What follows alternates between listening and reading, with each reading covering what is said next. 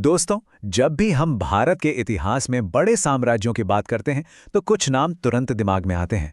आज के इस विश्लेषण में हम एक ऐसी गहरी कहानी पर बात करेंगे जहां भारत का अत्यंत शक्तिशाली मराठा साम्राज्य सिर्फ किसी युद्ध भूमि में नहीं हराया गया था, बल्कि ये पूरा का पूरा साम्राज्य अंदर से ही एक सिस्टम के तहत टूटकर बिखर गया।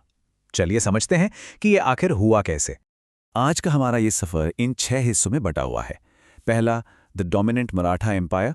दूसरा, अ लीथल पावर स्ट्रगल। तीसरा, द फर्स्ट मराठा विक्ट्री।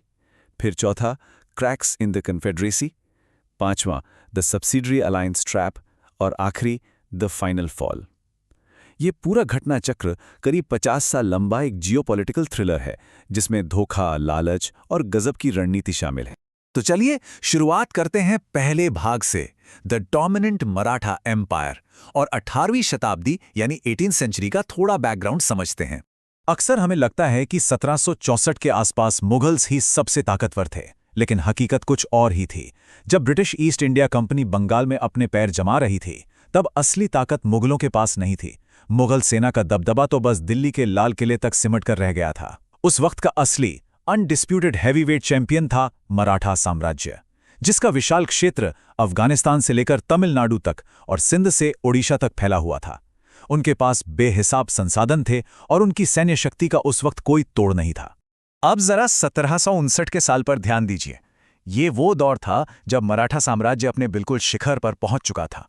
हालांकि ठीक 2 साल बाद 1761 के पानीपत युद्ध में उन्हें एक बड़ा झटका जरूर लगा।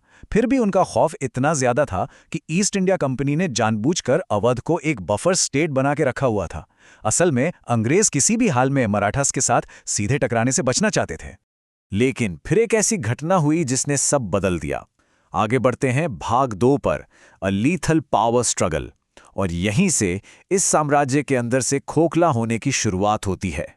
1772 में जब पेशवा माधवराव प्रथम की ट्यूबरकुलोसिस से अचानक मृत्यु हुई, तो इसने एक भयंकर उत्तराधिकार का संकट खड़ा कर दिया। अब यहाँ पेशवा शब्द को समझना बहुत जरूरी है।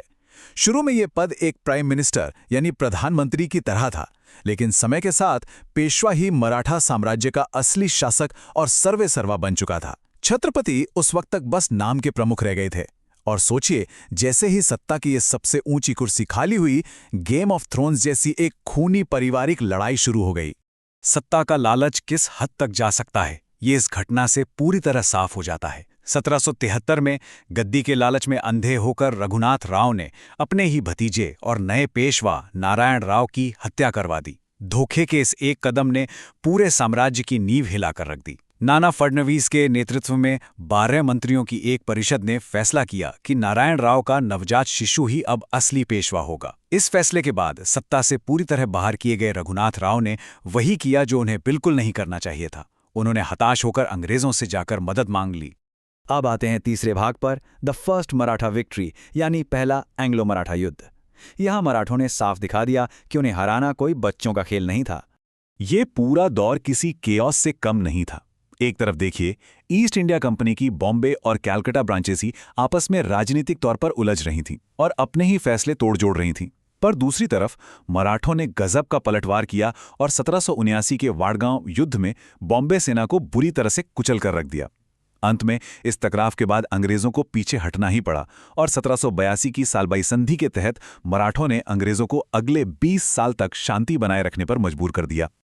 और इस शानदार जीत के पीछे एक मास्टर स्ट्रोक था। नाना फडणवीस ने आगे का भविष्य देख लिया था। उन्हें अंग्रेजों के साम्राज्यवादी और खतरनाक मंसूबों का पूरा एहसास था।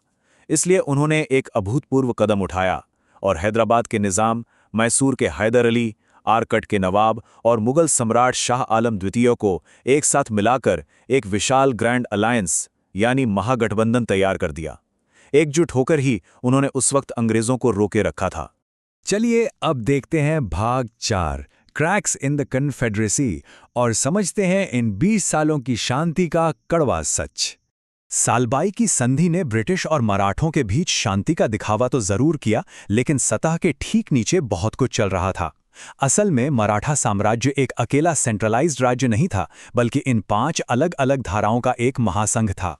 गायकवाड़, भोंसले, होलकर, सिंधिया और पेशवा, जब तक इन सबको जोड़े रखने वाले नाना फडणवीस जिंदा थे, इनमें एकता बची रही। पर जैसे ही साल 1800 में उनका निधन हुआ, इन पांचों धाराओं के बीच एक दूसरे से आगे निकलने की भयंकर आपसी लड़ाई छिड़ गई। और क्या आप जानते हैं कि इन्हीं 20 सालों की शांति में ईस्ट इंडिया कंपनी क्या कर रही थी? उन्होंने बहुत ही धैर्य के साथ वेट किया और उल्टा मराठों का ही इस्तेमाल करके मैसूर साम्राज्य को पूरी तरह कमजोर कर दिया। ये कंपनी की सबसे चालाक और कोर रणनीति थी। अपने दुश्मनों को आपस में लड़कर थकाने दो और हमला करने के लिए एकदम परफेक्ट मोमेंट का इंतजार करो। और दोस्तों, अंग्रेजों के लिए वो परफेक्ट मोमेंट आखिरकार आ ही गया। आते हैं भाग 5 पर, द सब्सिडियरी अलायंस ट्रैप, जिसकी वजह से दूसरा एंग्लो मराठा युद्ध शुरू हुआ। 1802 में जब पेशवा बाजीराव द्वितीय पर होलकर फैक्शन ने हमला किया तो वो जान बचाकर भागे और अपनी गद्दी वापस पाने के लिए उन्होंने एक फैटल गलती की, अंग्रेजों से मदद मांग ली। ये डर उन्हें सब्सिडियरी अलायंस के भयंकर जाल में ले गया। जरा इसके 3 कदम देखिए। पहला, कंपनी पुणे में अपने 6000 सैनिक पेशवा की रक्षा के लिए तैनात करेगी। दूसरा, इन सैनिकों का बेहिसाब खर्च उठाने के लिए पेशवा को अपनी बड़ी जमीनें अंग्रेजों को सौंपनी पड़ेंगी। और तीसरा और सबसे घातक पॉइंट, पेशवा आगे से किसी भी और देश या राज्य के साथ स्वतंत्र रूप से कोई संधि नहीं कर सकेगा। अपनी खुद की जान बचाने के लालच में पेशवा ने वर्चुअली अपने पूरे साम्राज्य की आज़ादी अंग्रेजों को गिरवी रख दी। अब जाहिर सी बात है, बाकी मराठा धरों को यह बदनामी भरा सौदा कहाँ मंजूर होने वाला था। सिंधिया और भोंसले ने पेशवा की इस संधि को मानने से साफ इनकार कर दिया और यहीं से दूसरा एंग्लो मराठा युद्ध भड़क उठा। लेकिन इस बार एक बहुत बड़ा फर्क था। इस बार मराठास पूरी तरह से आपसी फूट का शिकार थे। यहां तक कि पेशवा और गायकवाड़ तो खुद अंग्रेजों के साथ मिल गए थे।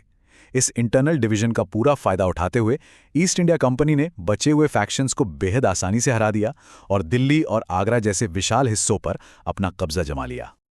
अब आते हैं अपने आखिरी और डिसाइसिव हिस्से पर, भाग 6, द फाइनल फॉल, यानी तीसरा एंग्लो मराठा युद्ध और शक्तिशाली साम्राज्य का आखिरी अंत। जब इस युद्ध की धूल छानती तो पेशवा भले ही अपनी गद्दी पर वापस थे, पर क्या एक कठपुतली शासक कभी अपने ही धागे खुद काट सकता है? 1817 आते आते बाजीराव द्वितीय को ये बात पूरी तरह समझ आ चुकी थी कि ब्रिटिश असल में मराठा शक्ति का वजूद ही हमेशा के लिए मिटाना चाहते हैं। तब उन्होंने छिपकर एक हत्या की साजिश रची और कमजोर पड़ चुके बाकी मराठा धरों को एक साथ लाकर अंग्रेजों के खिलाफ आखिरी डेस्परेट कोशिश की। लेकिन दोस्तों, तब तक बहुत देर हो चुकी थी। इस छोटे से तीसरे एंग्लो मराठा युद्ध में, जो 1817 से 1818 के बीच हुआ, भले ही मराठा फैक्शंस एक बार के लिए एकजुट थे, पर डेकेड्स की इंटरनल लड़ाइयों ने उन्हें अंदर से पूरी तरह खोखला कर दिया था। ईस्ट इंडिया कंपनी ने उन्हें बेहद आसानी से तबाह कर दिया। सैन्य ताकत नाम मात्र की भी नहीं बची थी, जिसका नतीजा ये हुआ कि पेशवा की पदवी ही समाप्त कर दी गई और देखते ही देखते अंग्रेजों ने भारतीय उपमहाद्वीप के करीब 2/3 हिस्से पर अपना अटल अधिकार जमा लिया। ये पूरा विश्लेषण हमें इतिहास का एक बहुत ही गहरा और जरूरी सबक सिखाता है। अगर इन सभी मराठा उद्धरों और बाकी राज्यों में एकता होती तो ईस्ट इंडिया कंपनी के लिए इस विशाल उपमहाद्वीप पर कब्जा करना लगभग नामुमकिन था। दुनिया के सबसे शक्तिशाली साम्राज्य अचानक बाहर से नहीं टूटते हैं। वो हमेशा पहले अपने ही लोगों की महत्वाकांक्षा और आपसी फूट के कारण अंदर से खोखले होते हैं। जरा सोचिए, क्या आज के दौर में भी हमें ऐसी ताकतें देखने को मिलती हैं जो सतह पर तो बहुत मजबूत दिखती हैं, लेकिन अंदर से ठीक इसी तरह बिखर रही हैं?